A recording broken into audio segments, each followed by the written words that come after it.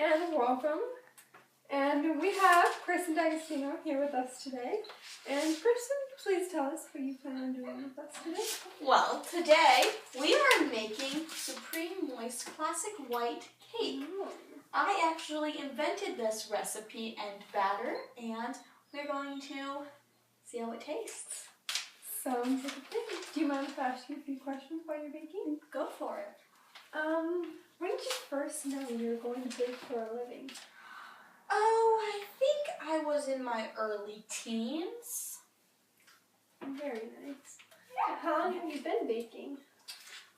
Oh, I don't know. I grew up in the kitchen with my grandmother, and it was just kind of a known thing that Kristen bakes. Who is your greatest inspiration?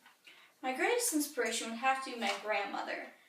You see, she was Polish, but she married an Italian, so she always did a cross between the two pastries.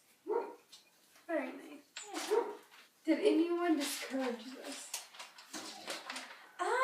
Not so much discourage, but many people were not too thrilled with a diabetic baking. Just the two did not seem to go together. Yeah. And I said, hey, if I'm going to bake, you don't have to eat it. I'm not going to eat it, but you can. And here today, so did something right. Was there ever a point you wanted to quit? Absolutely not. Why would someone want to quit making something for someone else? True. Was your family a part of your success? Absolutely. I always know that whenever I have an issue, I can talk to my sister, or there's always a place called home. My parents are said they have the open door policy, and their kids are always welcome. How did you become so generous? Oh, so you must have heard about my $1 million donation? Yeah. I think growing up with so little that I would recognize that people are in need, and it's always nice to give back to those who gave to me. That is so kind of you. Ooh, here is one. Who influenced your behaviors? Oh, definitely my parents. They were both older when they had me. I mean, they're in their late 30s. So pretty much when they were growing up, a lot of the more traditional beliefs I grew up with, and that just really kind of influenced my behavior by accepting more of a traditional background. What year did you make your next encounter? I'm not sure. It was 2017, I think. I was volunteering with a woman who adopted a baby who was born on withdrawals, and I just became so attached to the child that I had to spend more time with her. What was this life-altering experience? My life-altering experience would have to be that little child, because at that moment I knew I wanted to become a mother. I don't know how or when. I was just seeing that little baby on the floor, crawling and laughing. I just knew I wanted one of my own someday.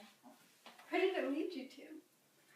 Well, I went with this woman and her child to a doctor's appointment, and I met my husband. Please do tell. Oh, he was a doctor at the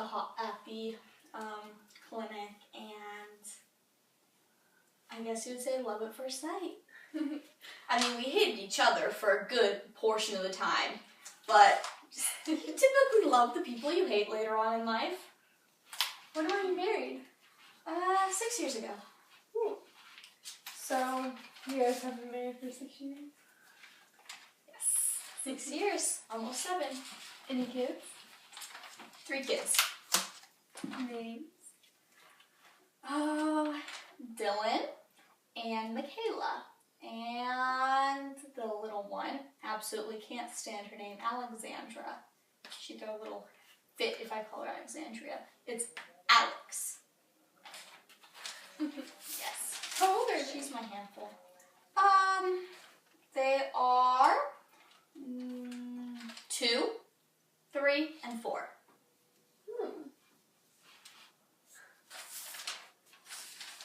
Where were you when you started your career for Pillsbury and what name? I was in San Diego, and my husband had just moved to San Diego from New York, and he loves the beach and the warm weather, and we actually it was a beach wedding in June. Oh. Do you like New York? I love it. I just love the hustle and the bustle of the city, the lights, and just my kitchen has a huge window overlooking Times Square. And when I just look down and see all the people and the glow on the streets from the light drizzle after rain and the rainbows that shine over Lady Liberty, it's quite beautiful. No picture will ever capture New York's true beauty.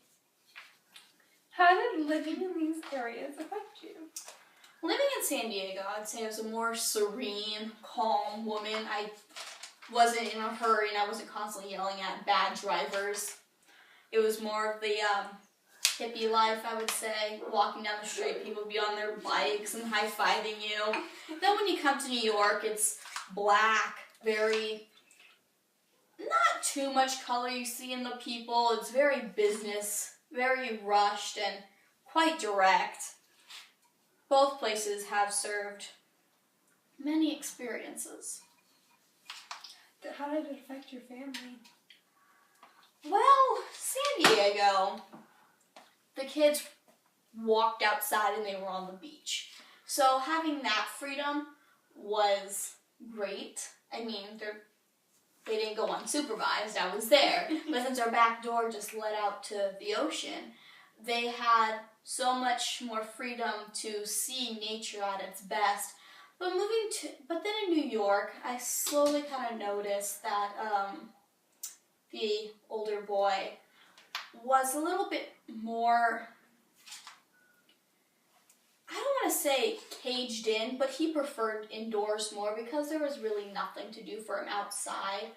But then we kind of got him to go on walks, and he liked to push the stroller. So once we got him to actually get to the height where he could hold the handlebars, it made a big difference. Well, will we be seeing you anytime soon? Well, if you're going to come back when the cake is done. Well, it is time for us to go. And I hope we will be seeing you later on in life and see what other discoveries you will make. Well, I am really hoping that I can bake a cake for one of your 16 children's birthday parties. I will. Or should I just make a big cake and keep it in a freezer? Well, I think a big cake would go. Just Each section off for each kid. Yes, they all like many different flavors. Hey, well, I mean, if I'm making box cake, who says I can't make frozen cake? Very true. Well, thank you for having me. Yes.